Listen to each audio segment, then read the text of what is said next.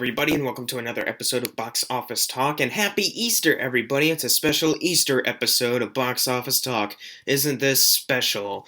Anyways, this is the show where I break down what happened at the box office, see if my predictions for the top 5 are correct, and then make predictions for next week's top 5. So let's get right on into it. Last week I predicted that number 1 would be The Fate of the Furious, number 2 would be The Boss Baby, number 3 would be Beauty and the Beast, number 4 would be Smurfs The Lost Village, and number 5 would be Going in Style, and I got all 5 right, but that was really easy because Fate of the Furious was like the only movie being released this weekend, so who cares? Number 1 was, of course, Fate of the Furious, and it made $100 million on its opening weekend. Not as big as the opening of Furious 7, but it is the second highest opening for a Fast and the Furious film, which is spectacular. And on the worldwide chart, it is already sitting at $532 million, according to Box Office Mojo. At first, I did not believe it, but I've been refreshing it for a while, but apparently it's still there, so I'm assuming that it actually did make this amount of money, and if you look at the budget, it is at $250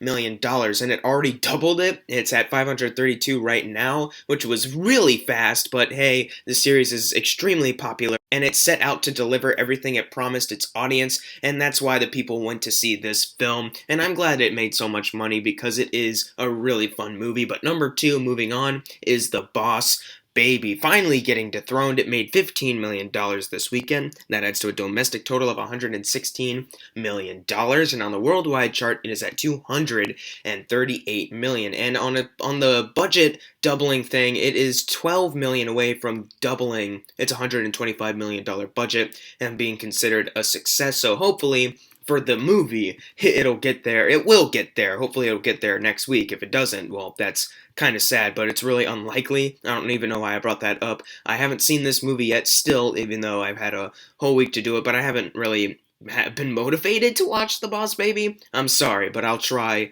later on. Number 3 was Beauty and the Beast. This weekend it made $13 million, and that adds to a domestic total of $454 million. And on the worldwide chart, it is sitting at $1.043 billion. That is a lot of money. Who would have thought that the Beauty and the Beast remake would be able to make this much money? I honestly never would have expected this, but hey, this is still very good because this is a very well done film that deserves all the money that it can get.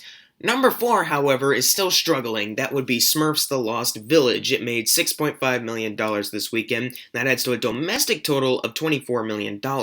And on the budget of $60 million that it has, that is really disappointing. But then you look at the worldwide chart and you see that it's sitting at $95 million and only needs to get to $120 million to double its budget, which I'm assuming is how much they need to make to break even. And from where they're sitting at worldwide-wise, I'm pretty sure they'll be able to get there. As far as making more Smurf movies, I think this is it. I'm pretty sure that this is like the last straw with Sony and the Smurfs, but we'll just see later on. Number 5 was Going in Style. This weekend it made $6.3 million, and that adds to a domestic total of $23 million. And on the worldwide chart, it is actually sitting at $35 million.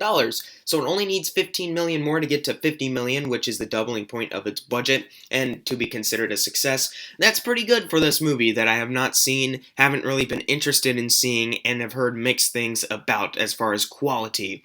That's all I have to say about Going in Style. Number 6, however, is Gifted, which made $3 million this weekend. That adds to a domestic total of $4 million, because this movie's been in limited for a while now, so it's actually expanding a little bit more and more people are going out to see it because it looks like a feel-good movie, and I'm hearing that it is pretty much that typical feel-good movie, so of course it would make that much money, and it's sitting at a budget of $7 million. I'm not sure how much they will need to get back in order to break even, because it's not like this is a huge movie, it's not like it's been released everywhere or the marketing was huge, but I would assume that it would have to be a little bit more than $7 million as far as breaking even. Still, it's on a good start. At number 7, we have Get Out, which actually went up a little bit from where it was last time, which surprised me. It made $2.9 million this weekend. That adds to a domestic total of $167 million, and on the worldwide chart is sitting at $183 million. It's slowly getting to 200 million every day, and that is so great for this movie because it is a fantastic movie. At number 8, we have Power Rangers, which made $2.8 million. I should probably mention that the last few movies are all kind of close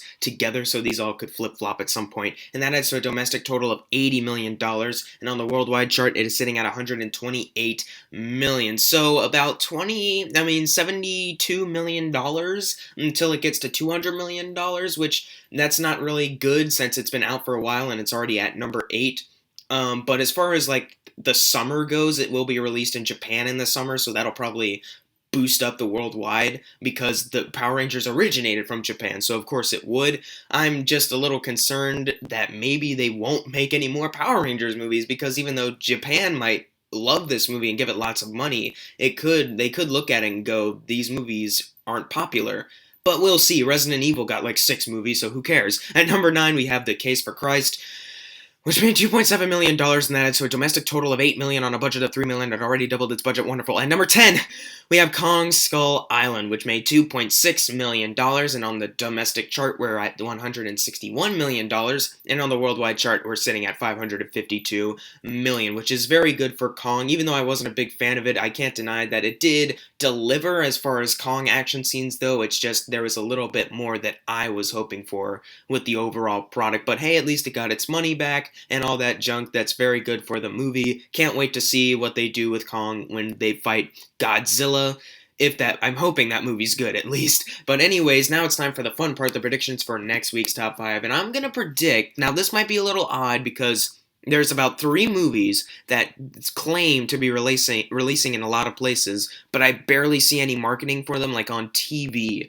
So I'm gonna predict that number 1 is The Fate of the Furious, number 2 is Unforgettable, number 3 is The Boss Baby, number 4 is Beauty and the Beast, and number 5 is Born in China. I don't think Free Fire or The Promise or Phoenix Forgotten have enough attention, like marketing-wise, to warrant predicting it'll be in the top 5, but who knows? Stranger things have happened before, so we'll just have to wait and see. But what are your predictions for next week's top 5? Leave it in the comments below, and if you got your predictions right for this week, you're going to get a shout out right now. Unless you didn't get it right, then I'm sorry, and as always, thank you guys for watching. Make sure to subscribe. I'm Jackson Fulcher. See you guys next time. Happy Easter, or something.